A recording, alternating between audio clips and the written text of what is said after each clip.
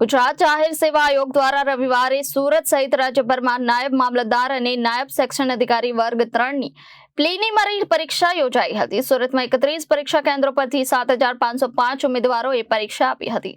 ગુજરાત જાહેર સેવા આયોગ દ્વારા રવિવારે સુરત સહિત રાજ્યભરમાં નાયબ મામલતદાર અને નાયબ સેક્શન અધિકારી વર્ગ 3ની પ્રિલિમિનરી પરીક્ષા યોજાઈ હતી. સુરતમાં 31 પરીક્ષા કેન્દ્રો પરથી 7,505 ઉમેદવારોએ પરીક્ષા આપી હતી.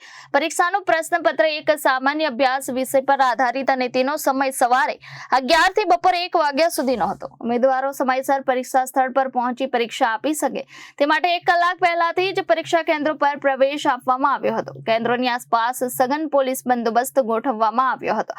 આ સાથે જ મોબાઈલ ફોન, ઇલેક્ટ્રોનિક ગેજેટ અથવા પ્રતિબંધિત વસ્તુઓ સાથે પ્રવેશ કરવાની મનાઈ હતી. સુરત શહેરમાં કુલ 31 પરીક્ષા કેન્દ્રોના 313 વર્ગખંડોમાં 7,505 ઉમેદવારો પરીક્ષા આપી હતી. પરીક્ષા સવારે 11 થી 1 વાગ્યા દરમિયાન યોજાઈ હતી.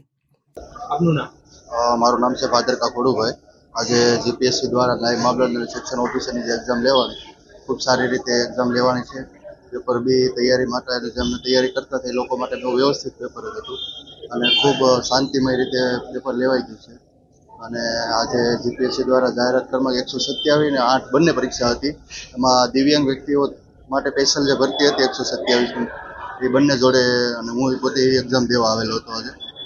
અને ખૂબ સારું પેપર છે. કેવા પ્રકારની તૈયારી કરી હતી? પેપર હું હાલમાં તો ગવર્મેન્ટ જોબ ચાલુ જ છે મારી, પર સાઈડમાં હું જ્યારે ટાઈમ મળતો ત્યારે હું આની તૈયારી કરતો છું.